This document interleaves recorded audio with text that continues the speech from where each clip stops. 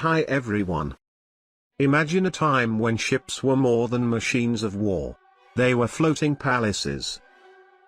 A time when launching a vessel was not just an act of engineering, but a declaration of power, wealth, and artistry worth a fortune. The year is 1670. France, in the age of the Sun King. At the royal shipyard of Brest, a legend is born. Her name, Soleil Royal, the Royal Sun. This was not merely a ship of the line. It was a statement, a symbol, a message to the world. Even the seas must bow to the will of Louis XIV. Lavishly decorated beyond anything seen before, immense, ambitious, and ultimately tragic, Soleil Royal became one of the most iconic warships in naval history. But why does a ship, whose active career lasted barely 2 decades, still capture the imagination of historians, artists, and ship modelers today? Let's take a closer look. Brest. 1670. France is building its navy almost from scratch. Under the vision of Jean-Baptiste Colbert, a massive naval program is launched, designed to challenge the maritime dominance of England and the Dutch Republic. At the heart of these ambitions stands Soleil Royal. She was designed by the brilliant shipbuilder Laurent Hubach. Her displacement approached 3,000 tons. A floating fortress of wood, over 80 meters long, armed with more than 100 guns across 3 gun decks. But her true power was not in her cannons. Unlike the more utilitarian warships of England or the Dutch, Soleil Royal was a masterpiece of art.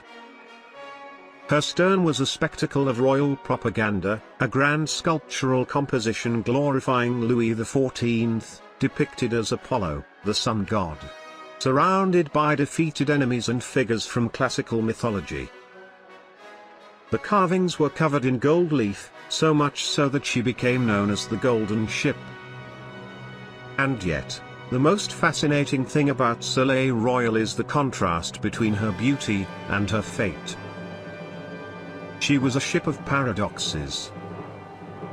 Fact 1. Although launched in 1670, she was not fully operational for major combat until around 1690. For nearly 2 decades, she remained a symbol, a floating showcase of French power, used for prestige, diplomacy, and presence, rather than constant warfare. Until France entered the War of the League of Augsburg. Fact 2, the Battle of Beachy Head, 1690. When Soleil Royal finally entered major combat, she proved her strength. Under the command of Admiral Anne-Hilarion de Tourville, the French fleet defeated the Anglo-Dutch forces. Soleil Royal fought at the center of the line, and emerged victorious. This was her finest hour. And fact 3, her destruction at Cherbourg, 1692. Just 2 years later, the story takes a tragic turn. Following the hard-fought Battle of Barfleur, the French fleet was forced to retreat. Together with 2 other badly damaged ships, the Soleil Royal was beached in a small bay near the Abbey of Notre-Dame-du-Vau, close to Cherbourg. The crew hoped to repair them under the protection of shore batteries, but the Anglo-Dutch fleet gave them no rest. Vice Admiral Sir Ralph Delaval received orders to finish them off. His squadron of about 17 ships approached Cherbourg and sent in boarding parties and fire ships. Flames quickly engulfed the wooden hull of the magnificent vessel. Fire soared into the sky, devouring the gilded sculptures, sails, and decks. Nearby, the Admirable and Triumphant burned as well. The crews escaped to the shore, but the ships were doomed. The Soleil Royal burned almost to the waterline. Its charred wreck remained on the shallows near Cherbourg, a sad symbol of France's defeat. A masterpiece of power, and a reminder that even the greatest creations are not immune to fate.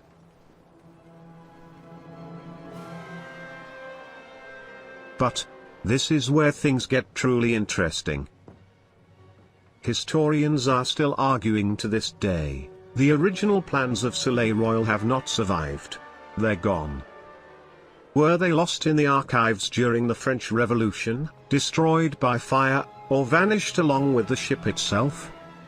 No one knows for certain. Everything we have today comes down to just a handful of paintings, created by artists who never even saw the ship in real life. They painted her decades, sometimes centuries later, based on rumors, fragments of descriptions, and, at times, pure imagination. And then, something unexpected happened. I got my hands on classified footage. Yes, you heard that right. Of course, official science would say this is impossible. But I'd argue otherwise. There are more things in heaven and earth, Horatio, than are dreamt of in your philosophy. Alright, jokes aside. Now, seriously. What you're about to see is not just entertainment. Soleil Royal represents a unique challenge for anyone who has ever held a chisel, assembled a frame, or dreamed of building her as a model. Without original plans, reconstructing her true structure is almost an act of heroism. Artists showed her from ceremonial angles, beautiful, majestic, but practically useless if you want to understand how she was actually built. That's exactly why I decided to take this on.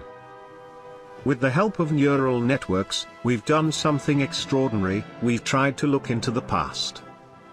What you're seeing now is the result of hundreds of hours of generation, selection, refinement, and an ongoing effort to make artificial intelligence think like a 17th century shipwright. Watch closely, compare, analyze. And if you're planning to build a model of Soleil Royal, these visuals might just become your guiding star. Or at the very least, the perfect reason to start a heated debate with fellow modelers.